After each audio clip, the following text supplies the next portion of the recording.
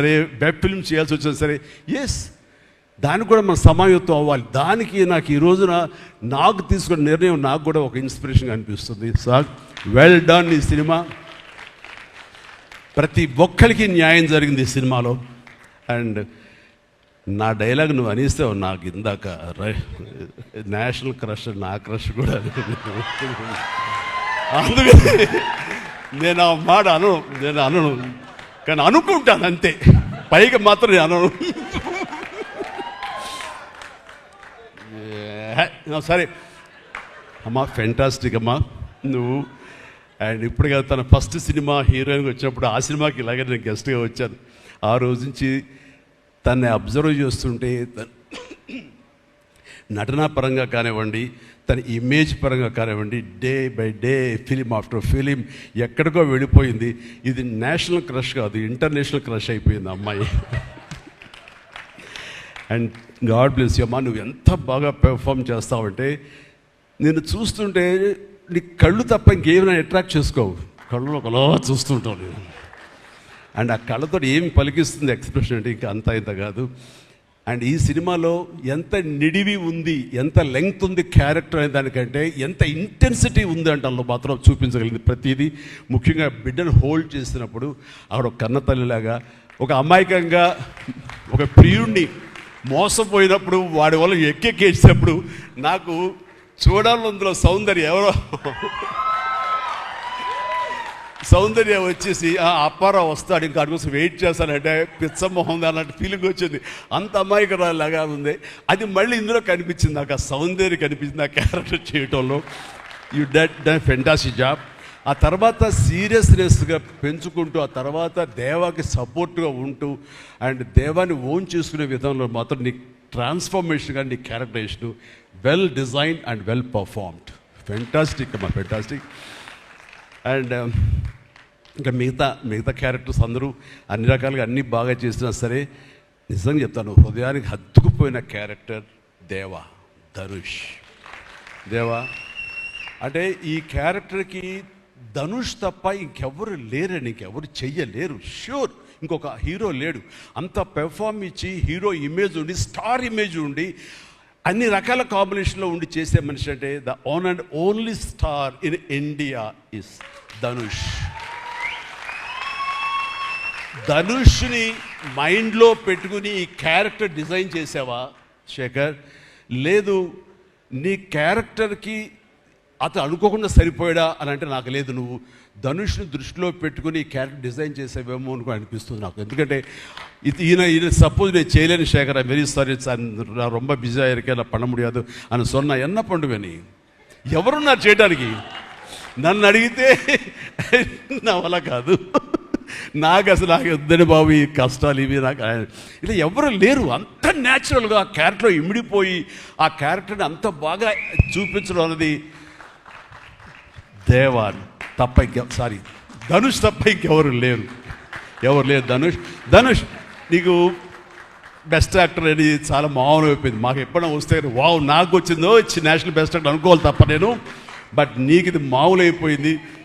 మళ్ళీ ముందస్తుగా నీకు అడ్వాన్స్గా చెప్పేస్తున్నాను, నీకు కంగ్రాట్స్. నీకు బెస్ట్ యాక్టర్ అనేది ఖచ్చితంగా రావాలి. లేకపోతే అందుకే నేషనల్ అవార్డ్స్కి అనేదానికి మళ్ళీ అర్థం లేదు. బట్ అది నీకు ఇది మామూలే, కానీ నీకు ఈ సినిమాకి వస్తే కనుక ఇందులో ప్రతి ఒక్కరికి అది గర్వకారణం. అది definite you will win. Fantastic. ఇక ప్రొడ్యూసర్స్గా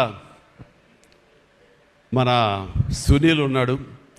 సునీల్, భారత్ వీళ్ళిద్దరికంటే కూడా వాళ్ళ నాన్నగారు నాకు అత్యంతమైనటువంటి గౌరవనీయులు. అంత పెద్ద మనిషి ఆయన, అంత నిక్కార్సైన మనిషి. ఈ సినిమా బిజినెస్లో అంత ఆనెస్ట్తో ఉండే మనుషులు ఎవ్వరు లేరు నాకు తెలిసి. నాగార్జున ఎవరి కాళ్ళకి దండం పెట్టడు, ఒక్క మీ నాన్నగారికి తప్ప.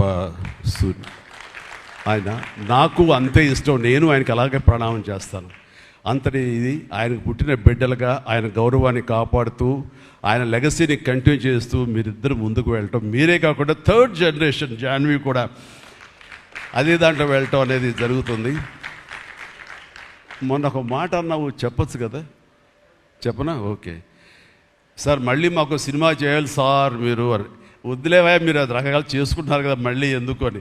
సార్ మా నాన్నగారు మీ సినిమాలో డిస్ట్రిబ్యూట్ చేసి మేము బాగా డబ్బులు గడించాం సార్ అప్పుడు నైజాంలో. మీరు అప్పుడు నైజాంలో మీ సినిమాలు అంటే నైజాం కింగ్ అనుకునేవాళ్ళం మేము. ఆ తర్వాత మేము కొంచెం ప్రయత్నం చేసాం సార్, మాకు బాగా డబ్బులు వచ్చింది సార్, కానీ అల్లు అరవింద్ గారు ఇక్కడ పెట్టేసరికి మాకు అవకాశం లేకుండా పోయింది.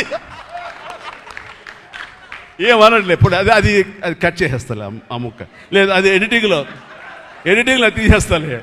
అంటే సికింద్రాబాద్లో గీతార్స్ పెట్టారు కదా, అందుకే మీకు సినిమాలు రాకుండా పోయి సరే పక్కన పెట్టేద్దాం. ఆ తర్వాత మీ థర్డ్ జనరేషన్ జాహ్నవి సినిమా తీసి ప్రొడ్యూసర్గా అమ్మాయి రావాలనుకుంటుంది అనుకున్నప్పుడు I wish all the best for her. ఎప్పుడు కలుస్తాను అన్నాను, అదేదో మీరు ఇస్తే మీతోటి అమ్మాయి అడిగిన 3 జనరేషన్స్లో మా ఫ్యామిలీతోటి మంచి సంబంధం ఉన్నట్లు అవుతుంది అన్నారు. పాప మీ నాన్న అడిగారు, ఇంటికి వచ్చి చెప్పారు లేదో నాకు తెలియదు, but we are doing.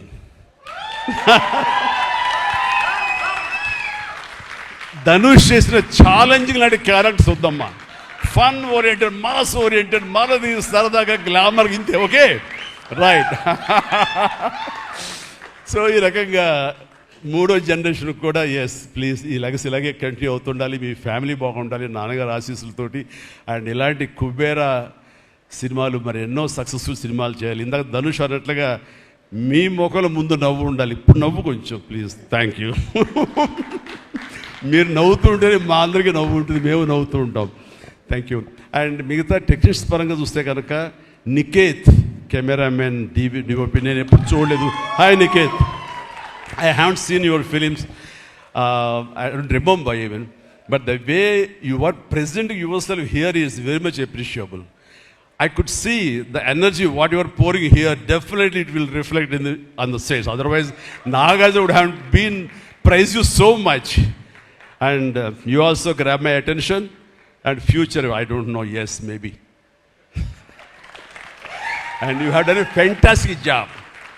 So initially when villain scenes are happening, that time I could see the top floor swimming pool. There I could see the richness of the film. So hardly they would have spent anything. So riches comes not because of the money. Riches comes with your viewfinder.